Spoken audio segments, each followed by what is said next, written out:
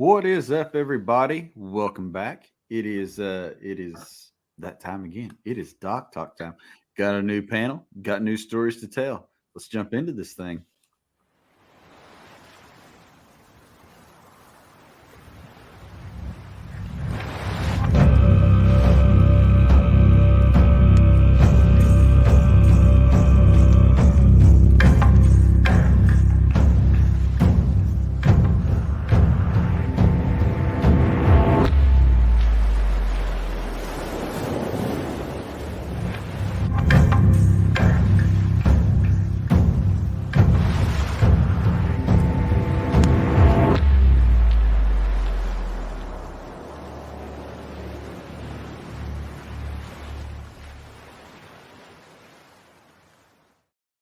Welcome back, everybody.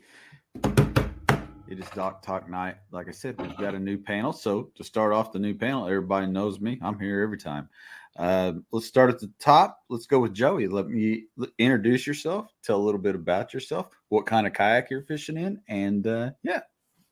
Well, Joey Monteleone just moved to the shores of Woods Reservoir. So that's my backyard. It's a new playground for me. So we'll be learning that lake. And I'm, when people talk about OG, I'm the epitome of OG. I'll be 72 in about 6 weeks and fish out of a Jackson big rig. It's where I feel the most alive was when I'm out there fishing and been in a kayak, committed to the kayak for about 8 years. And I do radio and TV, and I've fished out of every possible thing. And one of the chapters in my first book is entitled "If It Floats, It's a Boat." So I've done everything: the canoe, the kayak, the big boats, the whole 9 yards. And I'm glad to be in the same company with Hank. I know we've got some similar stories and probably some that are a little different. All right, Hank, introduce yourself. Tell us a little bit about you, where you hail from.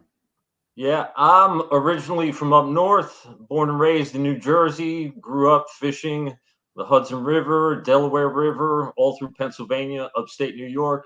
But I have been living in North Carolina for nearly 20 years now. I am a professor of English, specialized in American literature at the University of North Carolina, Chapel Hill. Hey, Tar Heel. And I have been on the Jackson team for 4 years now.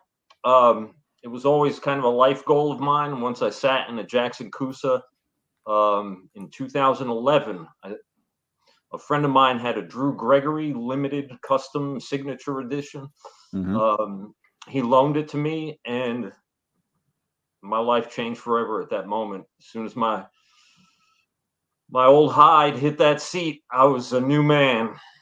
And I fish out of a Bite FD. I live in the Research Triangle area of North Carolina, that is Raleigh, Durham, Chapel Hill. And I have 3 amazing lakes. Joey mentioned his reservoir. I have lakes that are world renowned for bass fishing. Sheeran Harris, Jordan, and Falls Lake are all within a half an hour drive of my house. So I get to fish some pretty amazing water here. Very nice. Very nice.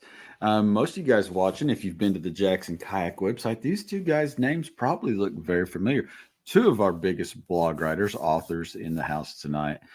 So that's kind of what we're going to be talking about tonight. A little bit of the outdoor industry behind the scenes, technical writing, and the different things that go into all that. And Joey's a radio host. So he's, double duty on that front. Oh, I've been blessed to be able to do media work for over 35 years. And I've done boat shows for over 35 years all across the country, done TV for over 30 years, and done radio for 38 years. And the one thing that I would tell people, especially the people that are aspiring to be blog writers or to be communicators, one of the rules for me is, especially in the case of TV, if you say it, they got to see it. Not everybody knows what a Texas rig plastic worm is. And when you're doing any kind of presentation, it should answer questions. It shouldn't create questions. So, when you're thinking about it, when you go back, and especially if you have the benefit of videotaping your blogs or anything else you're doing, your seminars, go back and say, did I make that clear? Does somebody understand that? It's really important to do that, because I know for the 3 of us and everybody else on the team, it's really not about us. For me, this is communicating the word to to probably reduce somebody's learning curve and have somebody go out there and say, hey, I tried that and it worked, or I climbed in a kayak and man, I'm never going to leave. So that's the payoff to me. The checks are all cashed. I mean, I enjoy it, but just communicating with people and having them try it and learn it and enjoy it. That's where we're leaving a legacy when we do that. Now, for both you guys, how did, and either of you can go first, how did your writing careers begin? I know, when you look back and you listen to a lot of the podcast or radio shows with some of the outdoorsmen that come before, they always talk about that wanting to get in a magazine, wanting to be out there. That was like the goal for a lot of folks back then. I mean, how did you guys find that passion and how did you get started? I'll jump in and pick up where Joey left off about leaving a legacy. For me, I had a legacy left to me. In my career, in my adult life, I've worn many hats, drove trucks, played in a band. Then I went into education, academia, teaching, etc. And there's writing involved there, but it really doesn't have much to do with the kind of writing that we have to do to get across principles, concepts, and just descriptions of what we do on the water with our gear as fishermen, as kayakers, etc. So I didn't know that I had that DNA, but I sat down about 6 or 7 years ago. I just started keeping a journal of my fishing trips, what worked in the tournament, etc. And then I started just keeping a personal blog. And before I knew it, I had people asking me for content. And the reason I took to it kind of naturally was because my dad was a journalist. And I had to be a journalist, you have to have discipline. You have to sit and work at your craft every day. And then you have to wipe your brain clean and get on the next day's work. So it's a constant turnover. And creating content for social media, for digital media, for blogs is kind of the same mindset. Like you're constantly moving. Like in a way, it's like fishing, right? Like that cast didn't do it, the next one will. You just got to keep casting and cranking them in.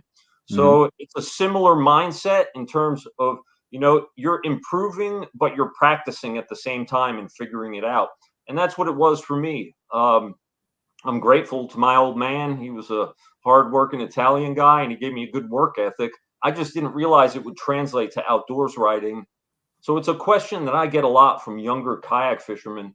How did you get into this? And I said, you just do it. You figure it out as you go along. It's a life skill. Like you said, our parents, I always laugh, and I get to do a lot of public speaking. And I said, there's two types of people that you end up working really hard. They're farmers and Italians. And if you're a child of either one of those, you're going to work hard. And I said, I was just glad that my dad wasn't an Italian farmer because I'd have had to work twice as hard. But, your point too about, when you're doing something, you're trying to paint a picture so somebody feels like they're right there. And in my first book, I'll Be Tennesseeing You, there's a picture of a young boy in a wheelchair. And he came to my seminar and the grandparents said, he has every bit of the stuff that you've written, and he's got a 3-hole punch in a binder. So I went down and talked to him, and he said, when I read your stuff, it makes me feel like I'm right there with you. And I said, man, what higher praise could you have than that? And so, to me, when you do any kind of a media presentation, it should go back and your quiz and your answer should be, does somebody say, that looks like fun. I think I could do that. I'd like to try it. If you've done that, if we've done that, we've done our job. And it's the payoff is having people feel like they want to get involved. And, where people can't climb into a $50,000 bass boat, almost anybody can get into a kayak. And, you can go into waters that nobody else can. And I know I'm preaching to the choir, but the pluses are so easy. I mean, this is easy to promote because it's healthy. It's fun. It's fresh air. When the pandemic started, I started keeping fish. Mr. Catch and Releaser said, I'm eating that crappie. That was taking a boat ride. Yeah, and a lot of people did during the pandemic time. I mean, it did change. Not only did it put more people on the water than we've ever seen, but it changed the perception of a few people. It sure did. It sure did. And I really like that point that Joey made now about kayak fishing. It's open to everybody. It's very democratic. Like, if you can just afford some of the basic items, you're going to go fishing in a kayak. And that's how I started, like I had lunch with the guy who sold me my first kayak the other day. I paid $300 for it from him. He gave me a deal, and I'm still thanking him for that bargain that he Wow. gave me. And it's the same thing with writing. Like, you've got the words in here, you've just got to figure out how to get them out. It's the same thing. You just got to practice and learn how you do it, and you develop a style, and eventually the game comes to you. But you've got to just take some of those risks and chances. Well, I and understand it's not for everybody, the but thing, in kayak fishing, we do have there's opportunity here. There are a limited number of writers who put out really good content over a long period of time. There are a lot of great writers in the sport. They just don't write about it as much as I would like to see them do that work. So I'm always after them about contributing more content to various sites and publications. well, and But I everybody, think that there's a lot of potential out there. Sorry, Joey, go ahead. that's all right. Everybody, like with Chad, how did you get started doing this? To me, everybody's got a story. The fun part about this is whether you write it down or whether if you're sitting on the porch of Cracker Barrel in a rocking chair and telling your story and people gather around, everybody's got a story that's worth telling. So what about you? How did you get started doing this? So my circle is very different. So I come from the big boat side. When I started fishing, that was obviously the goal. That's where I wanted to be, and that's what I wanted to do. I was actually working with Bass Pro Shop at the time. My cool Nitro jersey from back then is still hanging over here. But the opportunity presented itself where they said, "Would you like to try the kayaks?" Because I was young. I was in my early days, and I thought, man, I had started my Facebook page, Bass Crazy 365. My website was up where we was posting different things all the time. And I'd met Stuart Venable, as you know him, Joey. And it was like, yeah, let's give this thing a go. So I jumped in an Ascend kayak from Bass Pro and never looked back. I do still fish big boat tournaments, but the organization that I was working with at the time was USA Bassin, which is now the USA Bassin Jackson Kayak Trail that we've got going on. I did some marketing and different things for them, finding different sponsors and running different tournament trails. And it all kind of came this way. And I found a home at Jackson Kayak. A lot of good friends were here. Noah Heck and several others, Bridget, and I've been here ever since, and I love what I do. I love the digital media side of it. It's always been a lot of fun for me. I like to take photos and do the marketing stuff and play with social media, and it's been a cool opportunity. Can't say that I'd rather be anywhere else. This feels like home with a lot of good people. Good for you, man. We lost you again, Joey. Yep. Can't hear you. Nope. So, as a fellow Italian, I understand the risk that he's undertaking. Like, he's talking with his hands and he accidentally hits well, I can tell he's talking, though. That's the good part. I still can't hear him, though. He heard that. He's laughing. Here you go. There, I got you now. 60. Okay. What I was going to say is big boat, little boat. I always say that's why there's chocolate and vanilla ice cream. Yep. And one of my favorite stories is I'm on the national pro staff with Strike King, and we meet up on Kentucky Lake. And they said, please bring your kayak.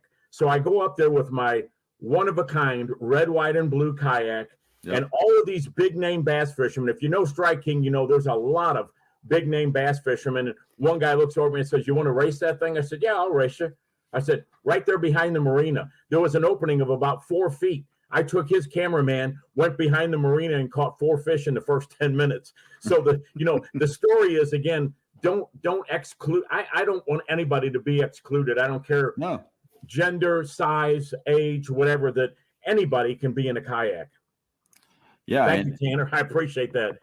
He says our red, white, and blue kayak is amazing. Yeah. And that's fact. I mean, anybody can get in a kayak, and it's not limited by no means. It provides an opportunity for people to get out there and catch fish. And it also provides a different way to catch a fish. And I think that was one of the big appeals for me, was being able to catch a bass in a different way than I had before. But once I think you find, it's just like creek wading, but it's out there further into the water, the lakes, the rivers, and the different things like that. So you're able to be up close and personable with Mother Nature. I mean, as close as you want to be. And it's peaceful. It's relaxing. I mean, it really offers an unbelievable experience to anybody that's thinking about it. And I'm sure Hank has got some of the same stories that we've got about the wildlife, but being in a kayak, when you're in that, I call it that when you're in ninja stealth mode.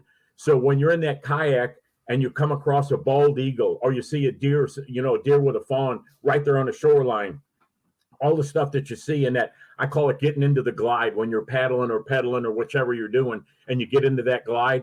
Man, I mean, it's magical. It really is. And if you're not touched by that, you're probably in the wrong boat. Not a Jackson. I mean, what I'm saying is there's a boat for everybody, I can assure you. And people will talk about the big rig being heavy and whatever. I'm going to be 72 in about 6 weeks. You don't have to lift the whole boat. Just slide it in the back of your truck or on your trailer.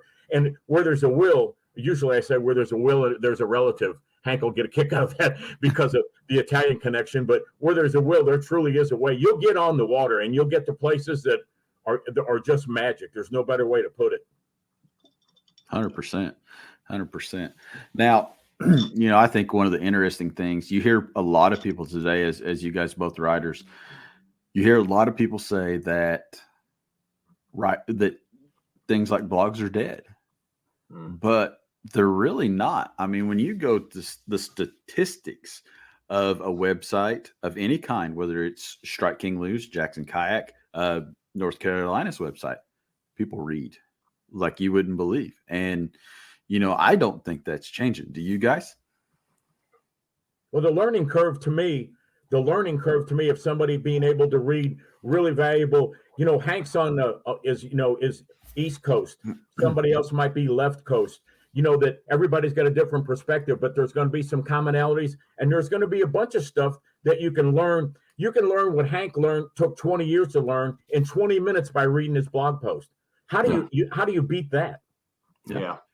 There are people out there, scientists, who track the way that we consume information. Obviously, digital media skews a little younger, but there's this middle area where a lot of folks get into it. Then there are people who prefer the more tactile, print media kind of experience where you're holding it in your hands. And the fact of the matter is that the way we handle the media has a different effect on our brain. Like if you're holding something in your hands, it's really, you remember it more. And they've proved that with cognitive studies and neuroscience. Like the way we absorb information is different depending on what we're reading on a screen or on a page or a printed page. But I have to say, I'm always a little skeptical of like there's an either or. I think everybody just kind of does whatever's in front of them and reads what's in front of them. These days, it's, there's a lot of just a complex environment that we live in. It's TV, it's computers, it's print, it's our phones. It's a lot of distraction. It's a lot of distraction, but like Joey was saying, it's also amazing. Like we have so much information available to us. So of course people are reading more because there's just more stuff out there, and a lot of it's free. It's accessible, right? So I can go on the Jackson website now and read a bunch of blogs about, I wrote a blog post last year about scupper, how to use scupper plugs. And people were like, that was a great post. I never looked at it that way. And I got great feedback from a post about scupper plugs. I never in my life would have thought I would have had that sort of feedback from a post about scupper plugs. And people are reading that stuff. It's amazing. I am so grateful to live in this moment in history where all these different generations are suddenly realizing there's so much content out there to read and talk about and spread the word about. And that's what has driven the growth of kayak fishing more than anything, is the way that we're constantly sharing stuff. It happens at the launches, at the ramps, when we're there, like, hey, what are you fishing with? We share ideas, tackle, stuff like that. I left my catch board at home. Oh, I have a spare. Here's for you. Oh, and then you send your buddy a link. Your my kids fish with me, my son and daughter, they'll kayak with me. I'll send them something about it, maybe some safety tips, some rigging tips, and it's a beautiful thing. I carry soft plastic baits in my truck and my car. And when somebody comes up and said, "Hey, I know you're part of the Jackson team or whatever," and I said, "Do you fish?" And they say, "Yeah," I go back in there and pull out a pack of plastic. And somebody will think that's a nothing thing, but I got to tell you, to a kid and to somebody that's a novice fisherman, that's a big deal. And Oh yeah. And to your earlier point, and I think Chad could sound off on this, our industry is changing so much all the time. Rapidly. It's a right. And so doing what we do and sharing the passion that we've got really kind of helps people, because you can go back and talk about fishing an arbogast jitterbug in a farm pond at night. Been doing that for 70 years. And then you can go back and talk to somebody about drop shotting or Ned rigging, and somebody said never heard of it, never seen it. That's what we're doing. We're educating people, and again, sharing that passion and showing people how to catch fish or how to have a good time in a kayak and do it safely and make it fun at the same time. Well, and every kayaker and every kayak fisherman who makes a post after a tournament or a day out is educating somebody else about kayak fishing, and that's a powerful thing. And it's the storytelling value that comes with everything in writing too. That was always I wouldn't say that I'm necessarily, when it comes to blogging, I don't feel like I was ever a good teacher as much as I wanted to tell the story, tell the experience of going kayaking. And I would have never dreamed of writing a book. And I had so many people tell me, people would ask me questions after I wrote my second book called 60 Seasons. And people would ask me a question. I said, "Did you buy the book?" And I said, "No." I said, "Buy the book. The answer's in the book."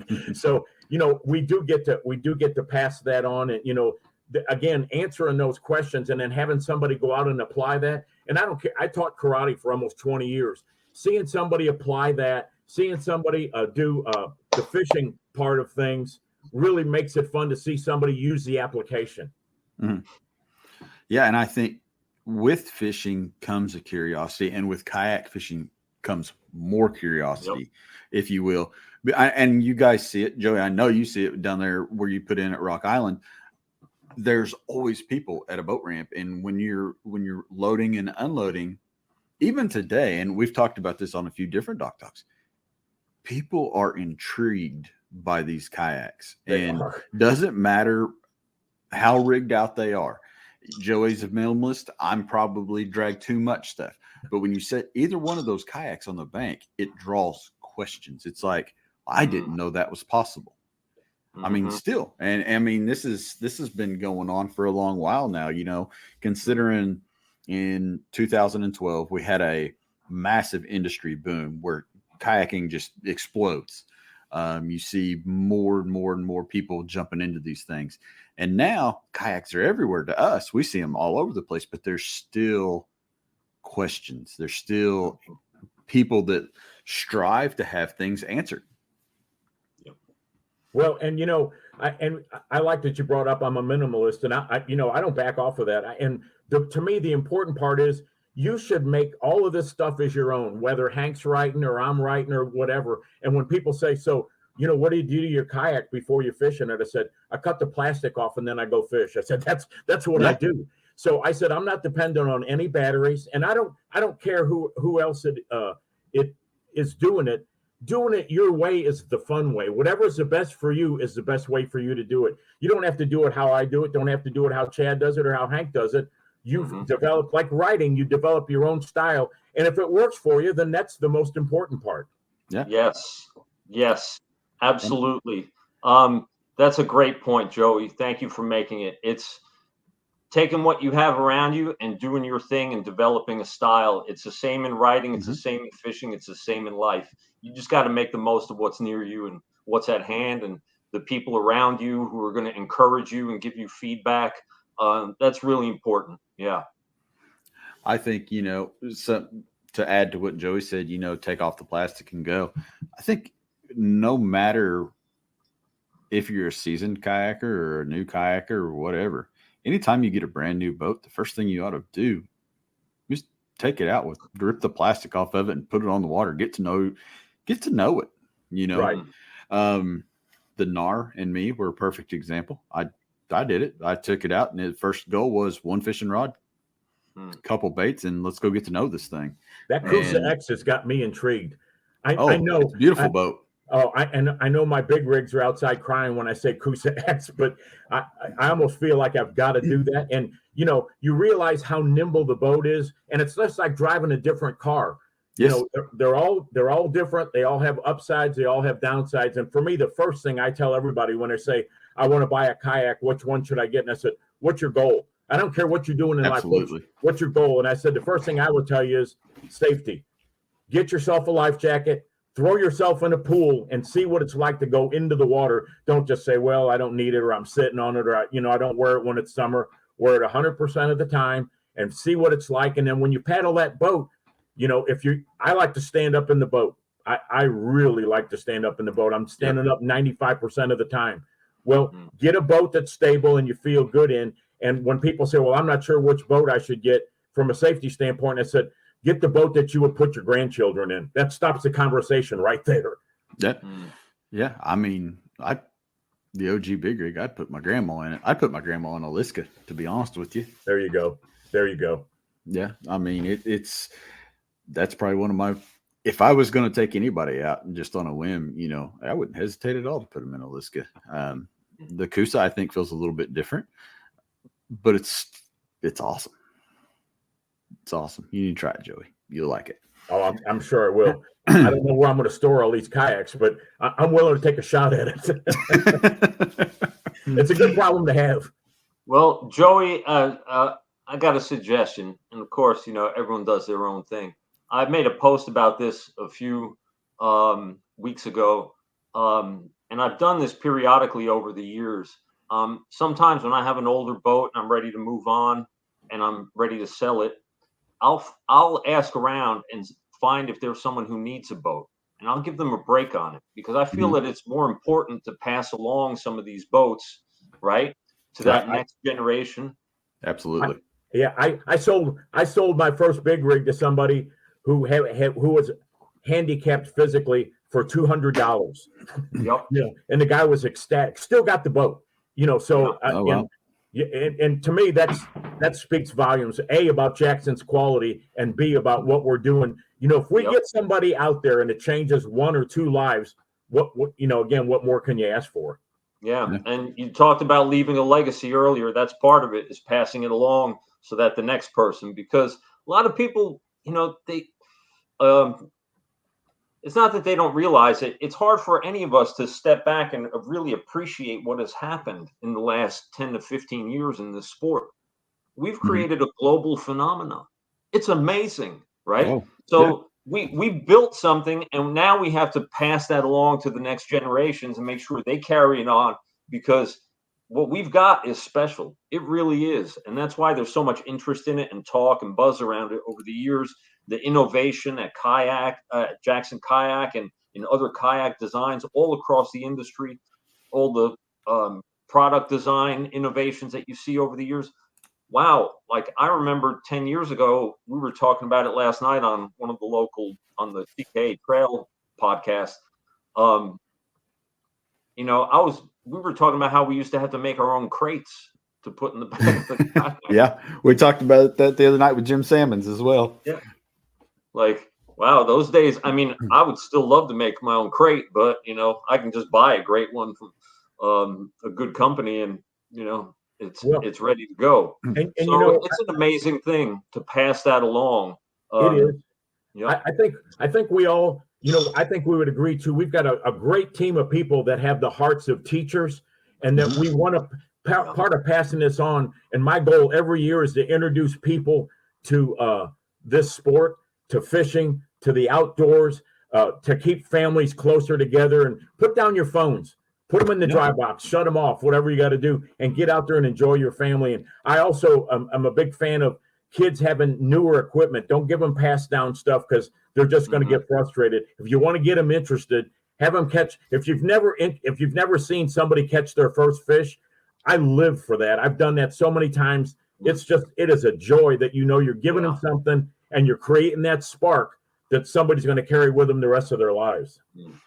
Now, I feel like when you take people out for the first time, and as kayak anglers, when we take somebody out, it brings a great deal of joy to almost be a fishing guide for a day and put somebody on their first kayak fish or just watch somebody else catch a fish. I mean, I don't know how you guys do it, but I feel like I try to work at it. If I'm like cast here, cast there, I sound like the guy on the back of the redfish boat with the push pole going here, here, here, and those fly fishing guys.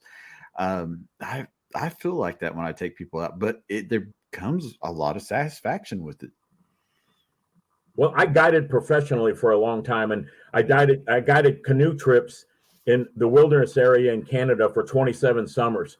And it is a lot of fun when you tell somebody, see that tree at a 45-degree angle, throw your spinnerbait past that and bump that tree. And then like magic, a 4-pound smallmouth comes up and eats it. And I look at people's faces all the time. You've changed their life. You've added something to it. You've given them a memory. And we're talking about that. They've got a story to tell. They've got a memory. Again, we are so fortunate to be in an industry that it looks like it's recreational, but from our standpoint, it's also business. We're doing business at the same time. So when you can have a blend of personal and professional, now you've arrived. That's the biggest, to me, that's the biggest prize in life. Yeah, that's a very fair statement. Now, looking at everything, and I kind of want to hit Joey with this one. You've kind of been with the kayak industry you've seen the rise all the way through pretty much. I have. What has been, as you've watched this rise of the kayak industry, what's been the thing that's impressed you most as it's come along? Well, the evolution to me, if you want to do, I'm a big history fan. Go back and look what the Inuit Indians put together for a kayak. They measured your knees together and a fist on either side to figure out how wide to make it. And we've done something completely different, but we're listening to the customer, which is, I think, very important, the end line user.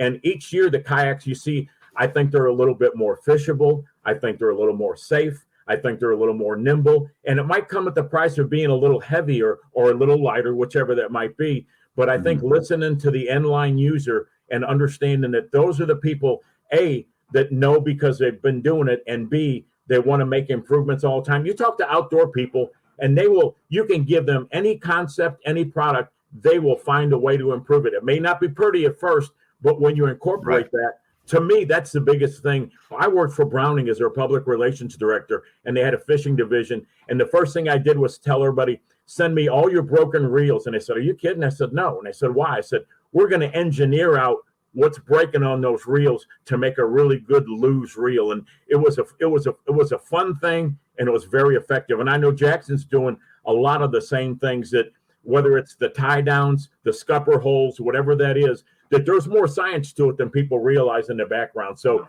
the steady improvement, building on what we've already got, is, I think, the biggest thing. Yeah. Yeah. If I can jump in there about the science, Joey, and there's also the imaginative, creative side of it. When I got the new Jackson Mark IV drive and I compared it to the older model that I had on my Bite FD, I saw that I could see the thinking involved in changing the design principles of it, right? And it was really amazing. And then I looked at it and I thought, yeah, okay, simplify it. You get the result, give it a different look, gives it a different profile. It's an amazing thing when you get that balance of just innovation and, I guess, practicality that results from engineering. And that, I think Joey nailed it right on the head. That's a powerful thing that's happening throughout the industry. One thing that I would tell people too is, if you're fishing and it's not fun, you're doing it wrong. Like every year I try to do something a little bit better. And last year I worked really hard on throwing that frog in the lily pads and was rewarded with a 9.5-pound fish. And for me, it's like, I know I can catch fish on a jig. I know I can catch them on a crankbait.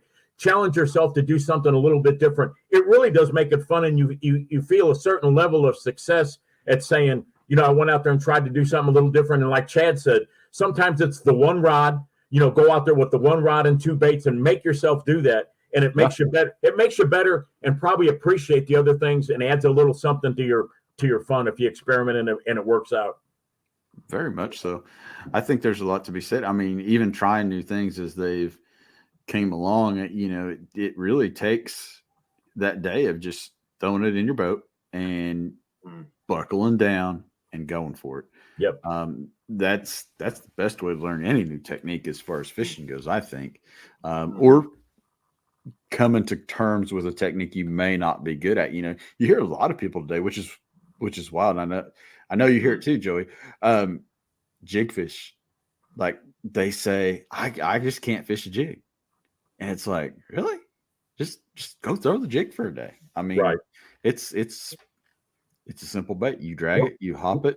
Yeah, and once you catch your first 5-pound fish on it, you'll throw a jig. And the biggest thing, with the field baits is that everybody does it different. Nobody's going to do it exactly the same way, and it's random action, and they never catch on to that. Bass never catch on to that. I did a tagging study years ago and caught the same fish 5 times, and every time it was on a jig or a plastic worm. And I threw spinner baits and crankbaits and buzz baits all over the same fish. So that taught me the lesson that they never get wise to that. And the retrieve speed and the random action are the 2 biggest things as far as I'm concerned.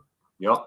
Yeah. I actually, and I think Nick just made a comment that is reminding me of, that's what I had to do with jigs. Like, he forced himself to learn them. I think he was replying to that point.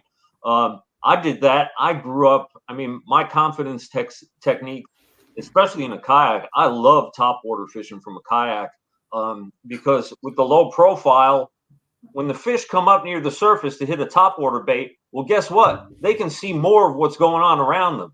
But if you're in a kayak, you've got a lower profile. So you're in pretty good shape when you're topwater fishing. I never caught as many topwater fish from any boat as I did from a kayak. And I've become a pretty good topwater fisherman. But I used to stink as a jig fisherman. And it drove me crazy because I knew in the colder months, I could not catch a fish on a popper or a buzzbait. So I forced myself for 3 consecutive winters to fish nothing but a jig. And I went out with only different jigs and rigged up on my rods. And I fished that cold water until I learned how to do it. And it was a slog, and I didn't like it, but I built confidence and I built an understanding of the lure and the technique and the patterns and how you do things in different situations. And, it worked out in the end. Actually, right over my shoulder, right here, that CKA banner right there. I won that tournament with a jig. And that was the crown jewel of all those winters of sitting out there in the cold water, hopping a jig, figuring out, okay, what kind of jig should I use? What are the different sizes and profiles that I need to have? What kind of trailer should I have on it? And it paid off. Fishing is a learning curve, and there's a steep one sometimes, and there's a quick one at other times. And I love all of it. Now, talking about taking notes, Hank, when you look back at everything, how often do you go back and reference those notes? Do you spend time during these winter months where you just kind of go back through and pour over those notes and get into things and really digest and look at what happened? That's interesting. Who did a post about this? Matt Kiefer from Indiana did a post about this on the KBF website about how he sits down and goes over his catch data and ratios and sizes every winter. He did it was a 2-part post. I edited it for him. And it was exactly what you're talking about, taking advantage of these colder, slower months, a lot of tournaments, things are quiet, lake might be frozen. You sit down and go over what you did. I used to do that a lot. I don't quite do it as much any longer as I get older. I just need more time for physical recovery from a long season of kayak fishing. So for me, research is eat more, sleep more, and fix things for next season, right? You develop a confidence. You already know what you're going to fish with when you go out there. You already know what boat you're going to take, what you're going to fish with. And in my first book, I talk about the 1-year rule. And if you want to see people laugh, you do this during a seminar. Hey, Steve Young, when you do this during a seminar, you tell people the 1-year rule. I said, you can buy all the baits you want, have the biggest tackle boxes you want. If you don't tie it on, it doesn't get wet, you don't catch a fish, you take it out. In about 3 years, you're going to have a little tiny tackle box that catches fish everywhere you go. And it really works. Most people don't want to do that because their confidence, they think, comes from having a bunch of baits. And I used to carry a paper bag when I was a guide and tell people, they said, "What is that, your lunch?" I said, "No, I call it a Tennessee tackle box. I got enough stuff in that paper bag that I said I can catch fish everywhere that I go." And it really does work. Interesting. I've been taking notes here. I got a note. It says, "Joey knows karate. Be careful." So this is a good question for Joey. I know being in Indiana, I have cold months. Everything was actually just frozen. It froze for a couple days and thawed already. But our weather's hit or miss here. And Hank takes some time off during the winter. Joey, I know you pretty much where you're at, you're able to go all year round. How do you keep up the physical side? Especially, 72 years young. How do you keep going? Well, the karate helps keep you young for one thing, because it's paddling and karate are both core. The first time that I was out, somebody said, "Man, you're a good paddler." And I said, "I've not done this much, but I've got good core strength." And the other thing is, if I'm doing radio every day, all year long, all weekdays, I can't tell somebody how to fish in the winter if I don't go in the wintertime. So, the other thing is, I do try to stay in good shape, and round is a shape, so I'm okay. So going out there and, keeping limber, keeping muscles. I stretch in the morning, almost every morning I do some stretches. And then just the activity to me and it's why I like to paddle. And I'm not saying don't pedal. I'm not saying don't get a trolling motor. Again, it's whatever you like to do, but I enjoy the paddle, and when I come back, I'm a little sore, and it's a good sore. And, I'm pitching and flipping, and a normal trip for me is probably about 7 hours, and I'm usually covering somewhere in 4 or 5 miles of water to do that. Because I believe, first of all, you got to cover a lot of water to catch big fish. And I see places, and let's say that's a one fish spot. Yep. So, I'll hit places like that and try to develop a pattern. And then if I catch a bunch of fish on one bait, I switch. And somebody said, "Why'd you do that?" I said, "It's kind of a game. I want to see how many fish I can catch on different baits." So, and going year round, people probably dismiss wintertime fishing. And I think ice is God's way of saying it's time to quit fishing. I don't ice fish, but I don't either.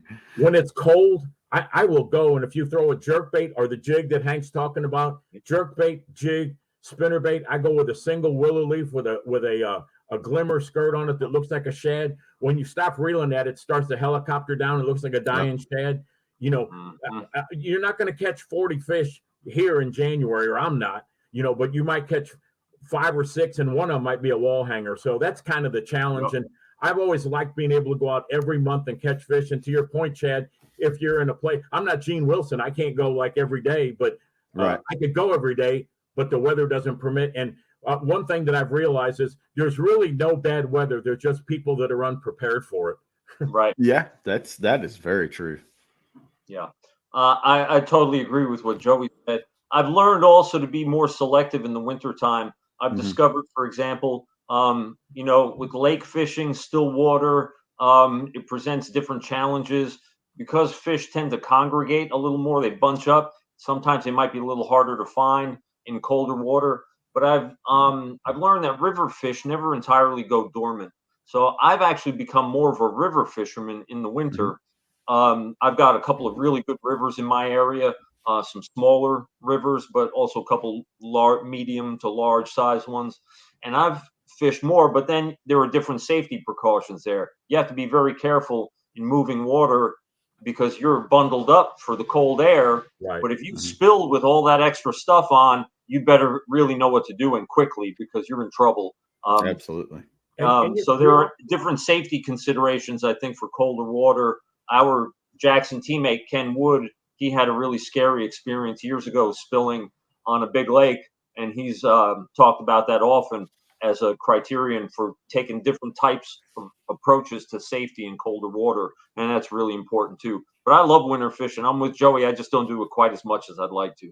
Yeah, and you're onto something there. One of the factors it makes sense when you hear it, but a lot of people don't think about it, is moving water stays warmer in the winter and cooler in the summer just by the fact that it's moving. And the other thing that I believe in, and somebody may not, but this is kind of to Chad's point, is when we're on a full moon, and I don't care what month it is, full or a new moon, if we have a 2-day warming pattern, I'm going, and I very rarely get zeroed. I'm not saying I don't get skunked, but it doesn't happen often. But you can't wait until it's May 27th and it's 75 degrees and there's a 3-mile-an-hour wind. If you're going to do that, you're going to fish 2 or 3 days a year.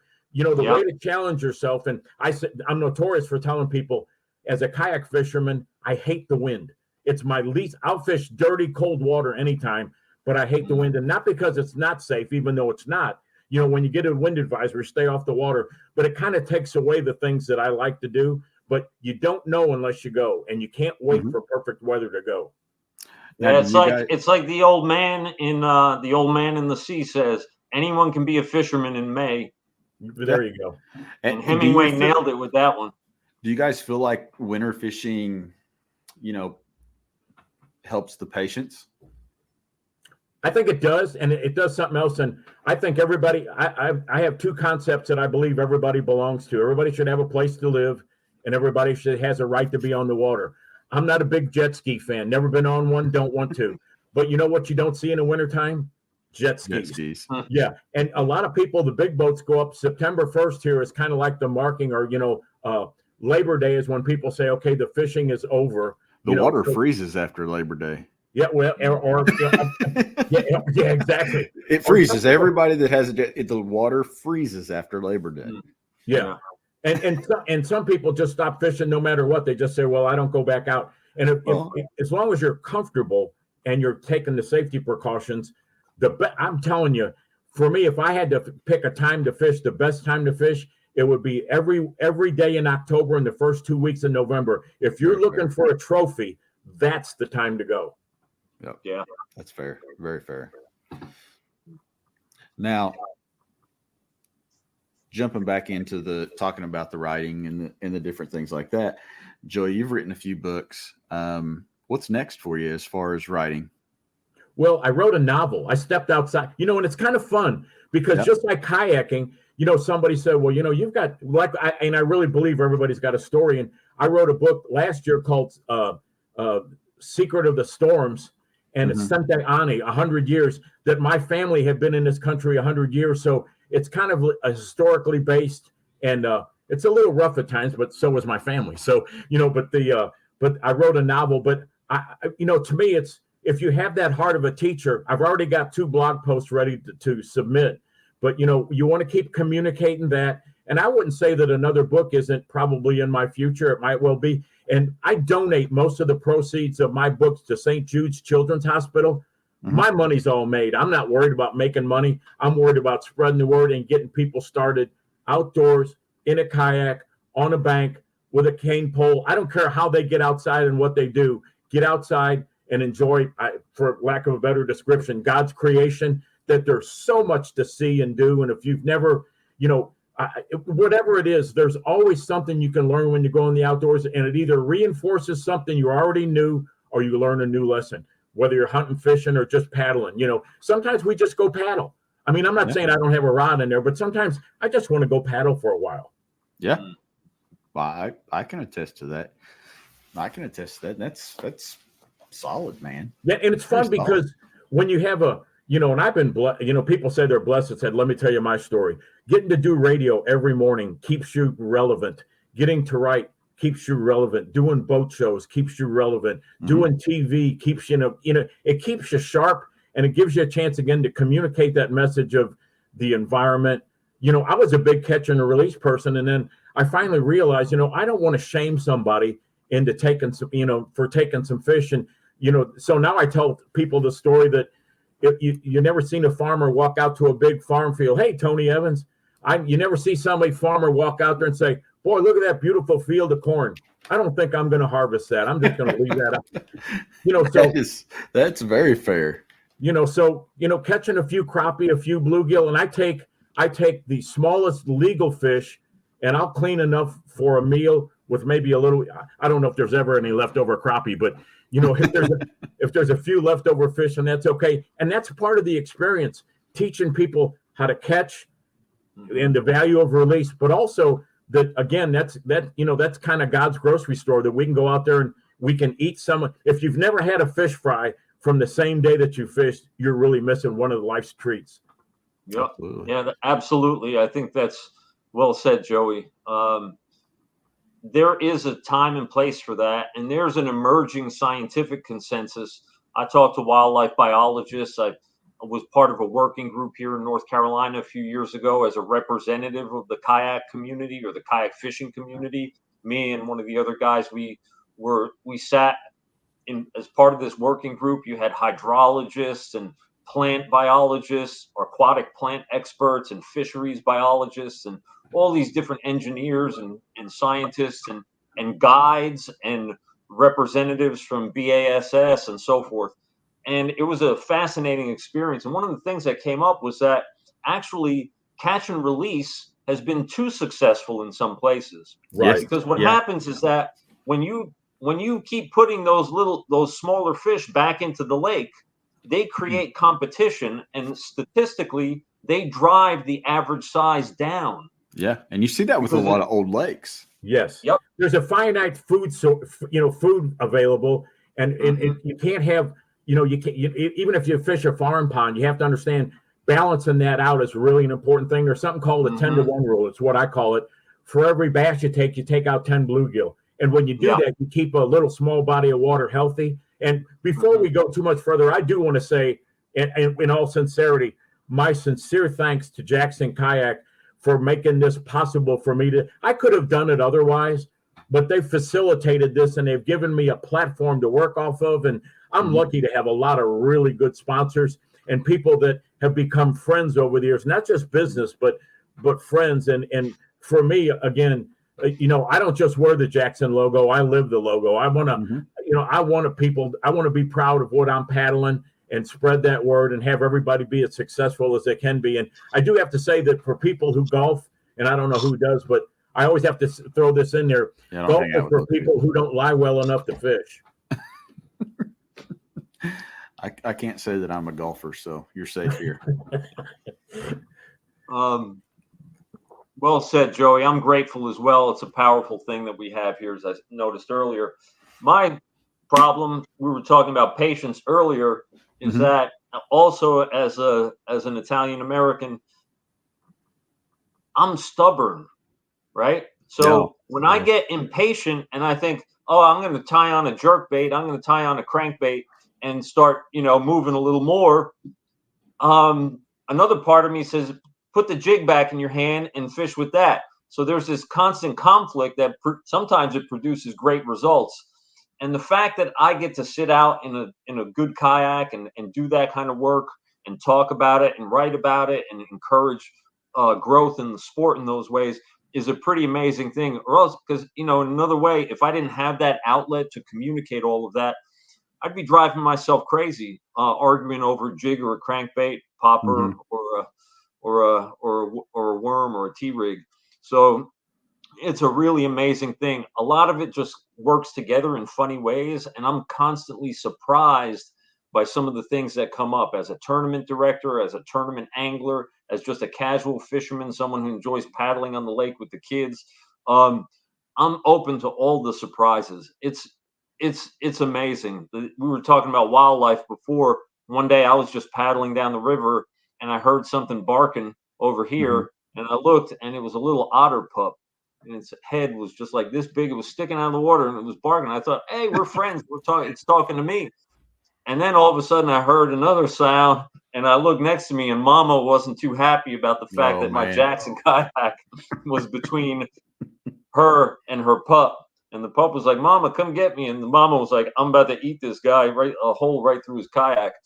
So those little moments of surprise and wonder, man, I'm open to all of that. And, anyone who's listening or has friends or family who's thinking about getting in a kayak, just do it. It's the best thing in the world. Yeah. We lost Joey's voice again. Joey. I don't know what it is. Am I back? Yep, you're back. Okay. Yeah, we got you. I was asking Chad if he's a lifelong fisherman because I started late. But did you start as a little guy?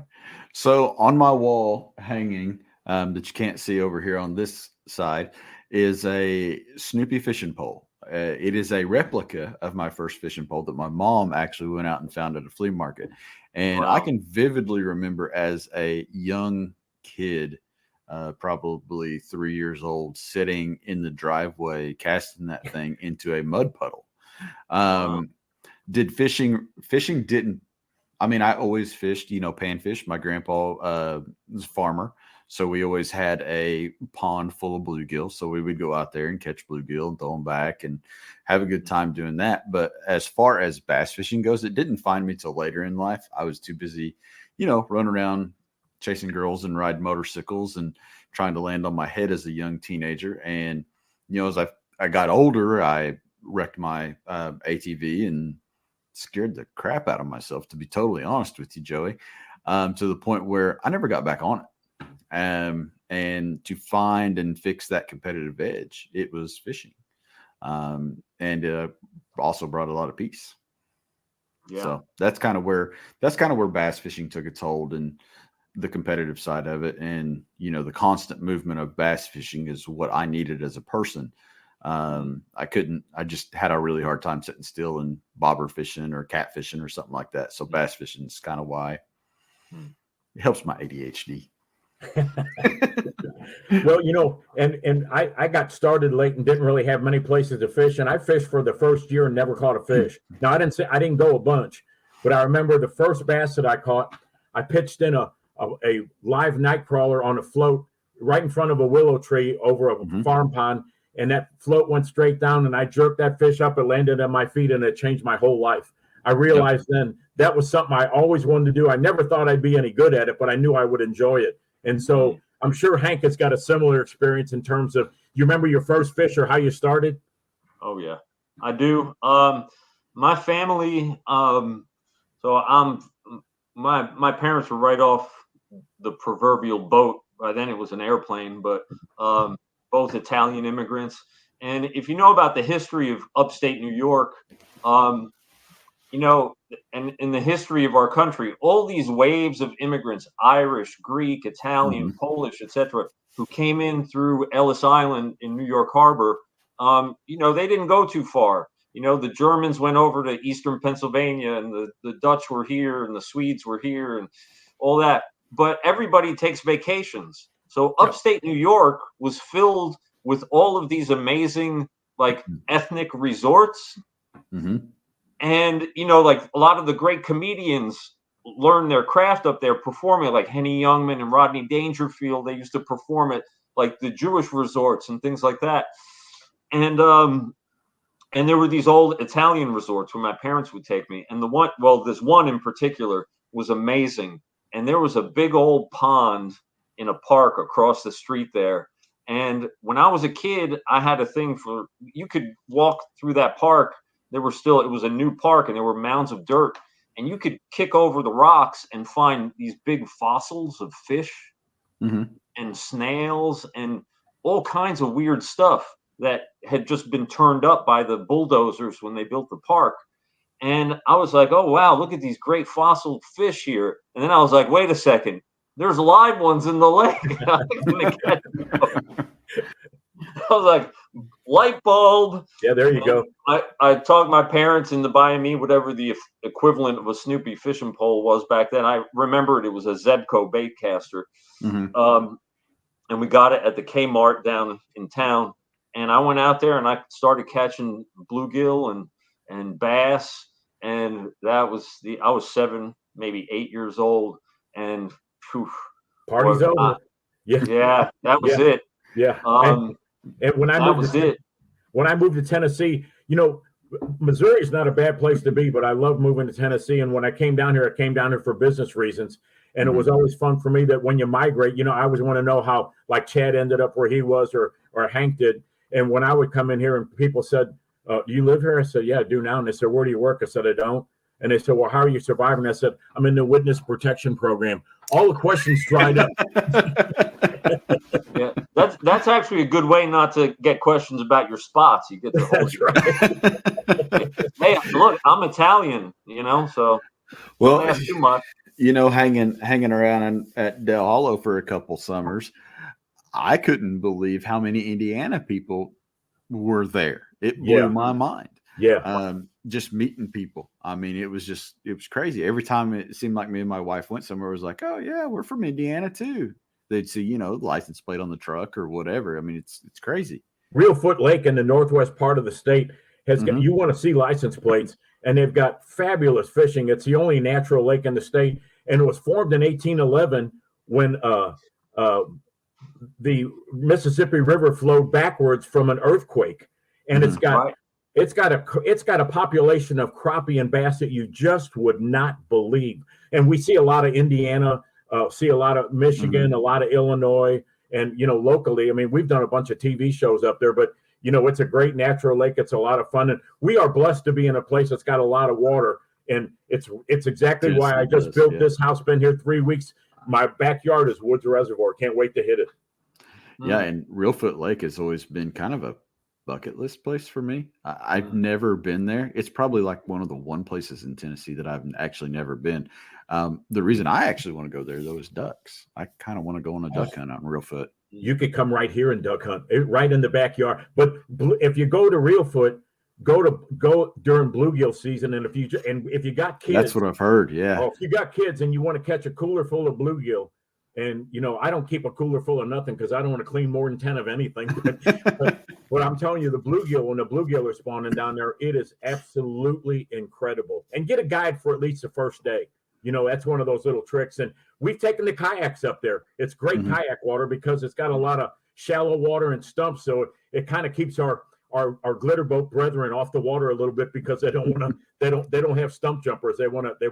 The kayak is ideal for out there.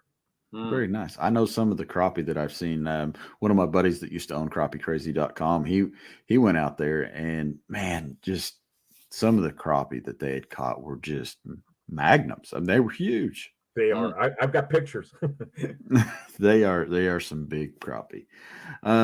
So we have made it to the hour mark. I feel like we could go on all night with this thing, but unfortunately people kind of burn out on us after about an hour. And you guys know how that goes. So with that being said, I want you guys we'll start with Hank. I want you to tell people where to find you on social media, how to learn more about you, and where they can interact with you. Thank you. I live two different lives on social media. There's Professor Henry, and then there's Fishing Henry. So I've got a Twitter, fishing Twitter. It's at MIACALVA. That's my Bowfin Country account. My website is also Bowfin Country. I do a lot of fishing for that species, and I write about them. And I got my book sitting here waiting for me to pay attention to it this summer. And then I've got Hank Veggian Fishing on Facebook. And then like the academic stuff, the fishing, the non-fishing content is over on different platforms. I separate it. Some people follow both. Some people dip in, follow one or the other. And then, of course, if you search my name on the Jackson website, you'll find me on the fishing team, and a list of a lot of my blog posts are there. I think most of them are on there, not all of them at this point. So I try to go in there and look at the comments in there, but most of those come in through social media anyway. So that's the best way to get a hold of me. And then, of course, I'm busy with KBF. I help do some of their long form content, and you can all follow that stuff on the KBF website and contact me through there as well, because I help them out with their tournament recaps and some of their press releases and all that kind of stuff. So I get around, and you can find me in a lot of different ways. I'm on Instagram at Fishin' Joey on Instagram. I'm on Facebook and on radio on AM 650 WSM, little old radio station, Grand Ole Opry Station. Hits 38 states with 50,000 watts. And we're not telling you what happened last week. We're telling you what to do this week and next week. And on Thursdays, we have campfire stories because I find it amusing to be able to tell my stories. And then, again, fishjoey10@gmail.com. If you got a question, you want an autographed book or any of those kind of things, or if you just want to chat, again, on Messenger, on Facebook, I encourage people, if you got a question, I'll answer it. If I don't know the answer, I'll lie. Hey, and the books are all on Amazon, correct, Joey? Yes, sir. Yeah, good. Thank you. Yep. Amazon.com for Joey's books. Yeah, with that being said, we invite you guys to check us out, jacksonkayak.com. Shop around, find that Jackson Kayak you've been looking for. Find a Jackson Kayak dealer right there on the website. And if you're looking for one of these cool Orion coolers, you can purchase those online at jacksonkayak.com. We appreciate you guys watching. We will see you on the next one. Thanks for being here, guys. Thank you. Thank you.